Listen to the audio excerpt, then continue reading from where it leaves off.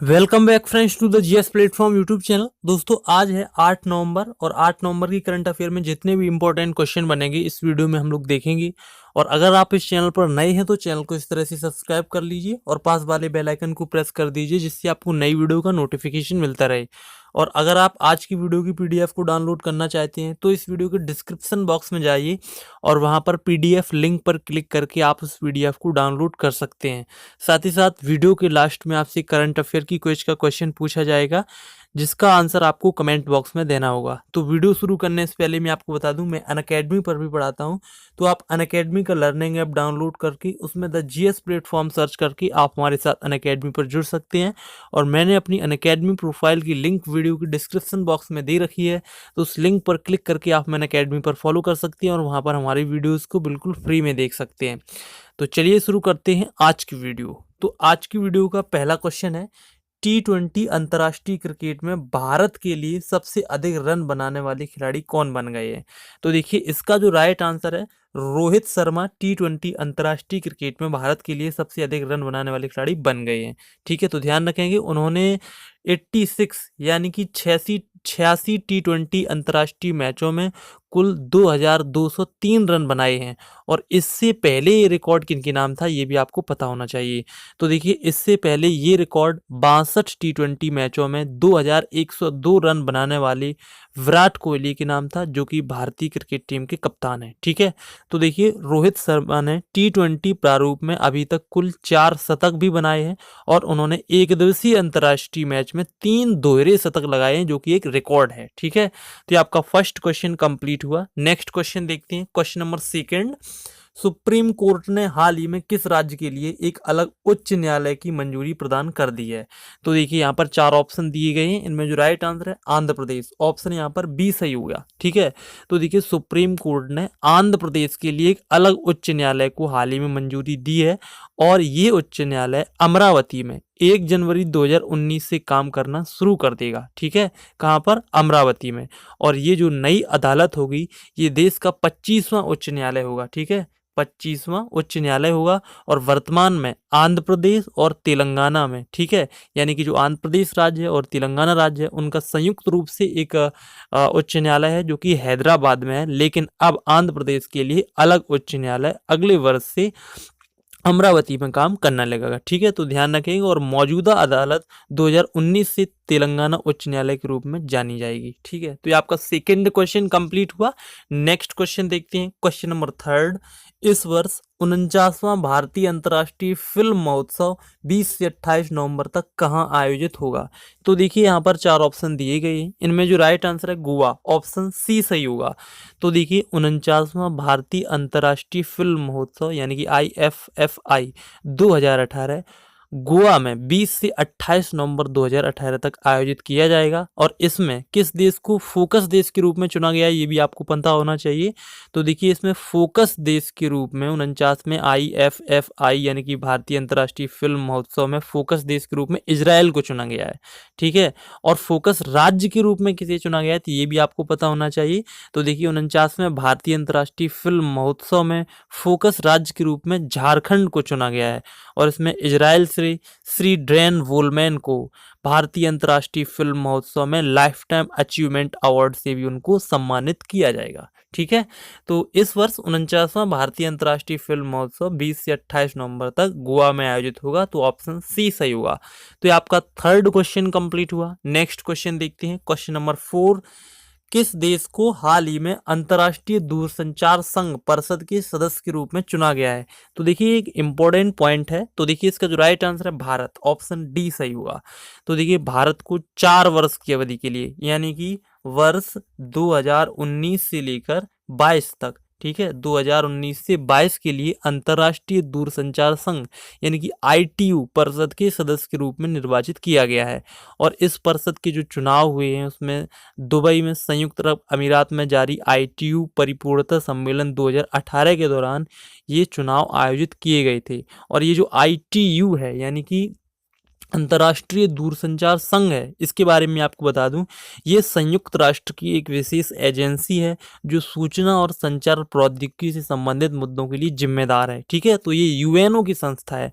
तो आपको यूएनओ के बारे में पता होना चाहिए, जिसकी स्थापना 1945 में हुई थी। और यूएनओ के जो वर्तमान में जो महासचिव हैं उनका नाम है एंटोनियो गुटेरस, और इसके जो सबसे पहले महासचिव थे ट्रिगवेली। ठीक है, ध्यान रखेंगे इस पॉइंट को। तो आपका फोर्थ क्वेश्चन कंप्लीट हुआ। नेक्स्ट क्वेश्चन देखते हैं, क्वेश्चन नंबर 5।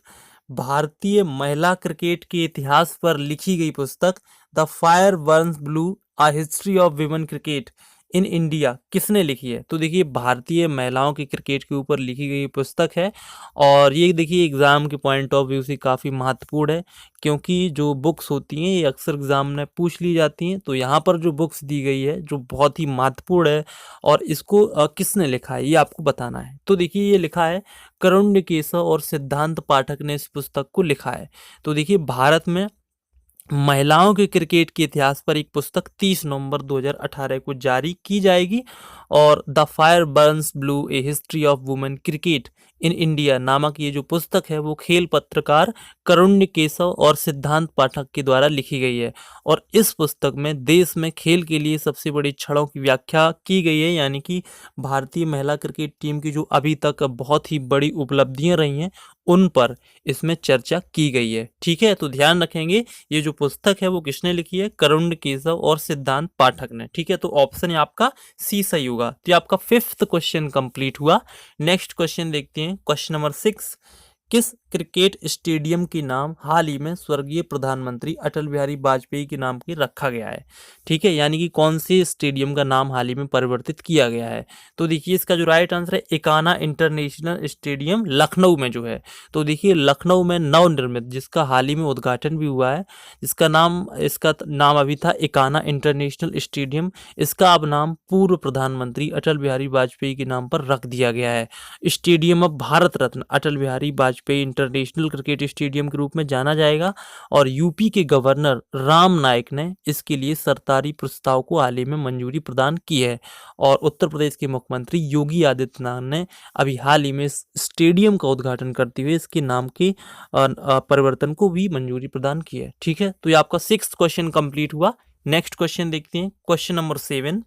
हाल ही में किसी थिंक टैंक इंडिया ग्लोबल द्वारा प्रतिष्ठित फेलो से सम्मानित किया गया? तो देखिए, यहाँ पर 4 ऑप्शन दिए गए, इनमें जो राइट आंसर है अनुपम खेर, ऑप्शन ए सही हो जाएगा। ठीक है, तो देखिए, अनुपम खेर को अनिवासी भारतीयों के मुद्दों पर कार्य करने वाली एक प्रमुख थिंक टैंक इंडिया ग्लोबल द्वारा प्रतिष्ठित फेलो के रूप में सम्मानित किया गया है, और 3 नवंबर 2018 को तीसरे इंडिया ग्लोबल शिखर सम्मेलन में अभिनेता को फेलोशिप दी गई थी। और ये जो आयोजन है वो बोस्टन में प्रतिष्ठित MIT Sloan school of management में आयोजित किया गया था, और MIT Sloan India business club द्वारा इसका समर्थन भी किया गया। तो हाल ही में प्रतिष्ठित फेलो से थिंक टैंक इंडिया ग्लोबल द्वारा अनुपम खेर को सम्मानित किया गया है, तो ऑप्शन ए सही होगा। तो आपका 7th क्वेश्चन कंप्लीट हुआ। नेक्स्ट क्वेश्चन देखते हैं, क्वेश्चन नंबर 8। युद्ध और सशस्त्र संघर्ष में पर्यावरण के शोषण को रोकने के लिए अंतर्राष्ट्रीय दिवस हाल ही में कब मनाया गया?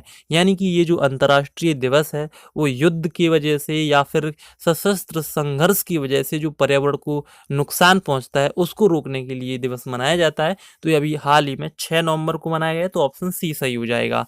तो देखिए, ये जो दिवस है वो हर वर्ष यानी कि प्रतिवर्ष अंतर्राष्ट्रीय स्तर पर 6 नवंबर को मनाया जाता है, और इसका जो उद्देश्य है वो व्यक्तियों को युद्ध पर हानिकारक प्रभाव और पर्यावरण पर सशस्त्र संघर्ष के बारे में शिक्षित करना इसका उद्देश्य है। और ये जो दिवस है इसको मनाने की शुरुआत कब की गई थी ये भी आपको पता होना चाहिए। तो देखिए, इस दिवस को मनाने की शुरुआत 5 नवंबर सन 2001 को की गई थी, और संयुक्त राष्ट्र संघ के द्वारा ये दिवस घोषित किया गया था, और तब से ये लगातार इसी दिन इस दिवस को मनाया जाता है। ठीक है, तो युद्ध और संघर्ष सशस्त्र संघर्ष में पर्यावरण की शोषण को रोकने के लिए अंतर्राष्ट्रीय दिवस हाल ही में 6 नवंबर को मनाया गया, तो ऑप्शन आपका सी सही होगा। नेक्स्ट क्वेश्चन देखते हैं, क्वेश्चन नंबर 9। हाल ही में किसने जयपुर फिट शिविर का उद्घाटन किया है? तो देखिए, यहाँ पर 4 ऑप्शन है, तो इसका जो राइट आंसर है उपराष्ट्रपति M वेंकैया नायडू ने हाल ही में जयपुर फुट शिविर का उद्घाटन किया है, तो ऑप्शन बी सही होगा। ठीक है। तो देखिए उपराष्ट्रपति एम वेंकैया नायडू ने 5 नवंबर 2018 को मलावी में जयपुर फिट शिविर का उद्घाटन किया है और ये जो शिविर है वो शिविर मान्यता के लिए यानी कि मानवता के लिए भारत कार्यक्रम के तहत शुरू किया गया था, जो मानवता के लिए महात्मा गांधी की सेवा का सम्मान करता है। और भारत सरकार ने मानवता के लिए भारत पहल के लिए भगवान महावीर विकलांग सहायता समिति के साथ इसमें भागीदारी की और मानवता के लिए भारत 2 अक्टूबर 2018 को ये मिशन लॉन्च किया गया था। ठीक है, तो ये आपका 9th क्वेश्चन कंप्लीट हुआ। नेक्स्ट क्वेश्चन देखते हैं, क्वेश्चन नंबर 10। विश्व बैंक ने किस राज्य के साथ 172 मिलियन डॉलर ऋण समझौते का हस्ताक्षर किया है? तो देखिए यहाँ पर 4 ऑप्शन दिए गए हैं, तो इसका जो राइट आंसर है आंध्र प्रदेश, ऑप्शन यहाँ पर बी सही हो जाएगा।